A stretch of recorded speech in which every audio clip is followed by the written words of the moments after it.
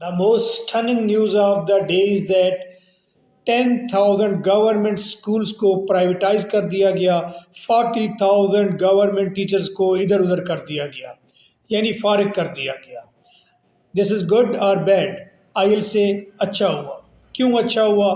पहली बात तो ये है, जो भी खुश है हम उससे जलते हैं। ये गवर्नमेंट टीचर्स खुश ही थे बाबा, कोई काम नहीं करना होता था, बस टोटल पूरा करना होता था। DO का विजिट है तो ऐसा करना है, बच्चों को सिलेबस ऐसे देना है। यार, जो शख्स जिस डिपार्टमेंट में है वो डिपार्टमेंट उसका घर होता है। अगर आप अपने स्कूल्स को, इस डिपार्टमेंट को अपना घर समझते तो आप सबसे पहले गुलामी ना करते। किस चीज़ की गुलामी? सिलेबस की गुलामी। वो सिलेबस जिसका मार्केट में कोई काम नहीं है।